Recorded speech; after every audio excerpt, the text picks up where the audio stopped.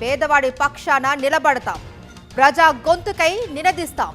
Voice of voiceless, తెలుగువారి మనస్సాక్షి సాక్షి TV.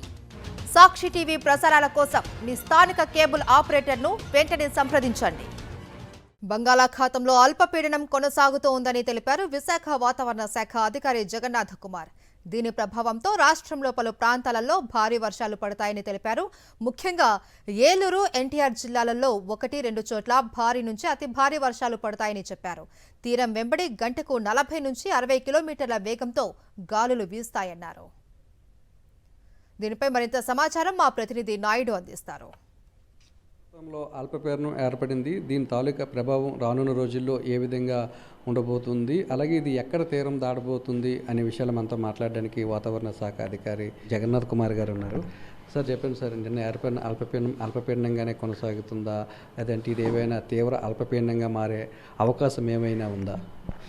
నిన్న పశ్చిమ మధ్య బంగాళాఖాతం, దానికి ఆనుకుని ఉన్న వాయువ్య బంగాళాఖాతంలో ఉన్న అల్పపీడనం ఈరోజు వాయువ్య బంగాళాఖాతం, దానికి ఆనుకుని ఉన్న పశ్చిమ మధ్య బంగాళాఖాతం అనగా దక్షిణ ఒడిశా, ఉత్తర కోస్తా ఆంధ్రప్రదేశ్ తీరాల వెంబడి అల్పపీడనంగానే కొనసాగుతుంది. దీనికి అనుబంధంగా 7.6 కిలోమీటర్ల ఎత్తు వరకు ఒక ఉపరితల ఆవర్తనం కొనసాగుతూ ఉంది. ఇది దక్షిణ దిశకు వంగి ఉంది. రాబోయే 24 గంటల్లో ఈ అల్పపీడన వ్యవస్థ పశ్చిమ వాయువ్య దిశలో పయనించి దక్షిణ ఒడిశా, ఉత్తర కోస్తా ఆంధ్రప్రదేశ్ మీదుగా పయనించే అవకాశం ఉంది. ఈ వీటి ప్రభావం వలన రాష్ట్రంలో ఈరోజు పలు ప్రాంతాల్లో తేలికపాటి నుంచి మోస్తరు వర్షపాతం, రేపు ఎల్లుండి కొన్ని ప్రాంతాల్లో 4వ రోజు నుంచి మళ్ళీ పలు ప్రాంతాలలో 5-6 రోజుల వరకు ఈ విధంగా ఉండే అవకాశం ఉంది. తరువాత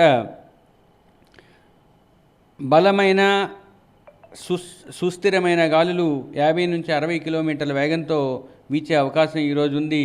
తదుపరి 4 రోజులు కూడా 40 నుంచి 50 కిలోమీటర్ల వేగంతో వీచే అవకాశం ఉంది. ఈ రోజు నుంచి 5 రోజుల వరకు ఉరుములు మెరుపులతో కూడిన వర్షాలు పడే అవకాశం ఉన్నాయి. అయితే ముఖ్యంగా ఉత్తర కోస్తా జిల్లా అయిన ఏలూరులోను, దక్షిణ కోస్తా జిల్లా అయిన ఎన్టీఆర్లోను 1-2 చోట్ల భారీ నుంచి అతి భారీ వర్షపాతం నమోదయ్యే అవకాశం ఉంది.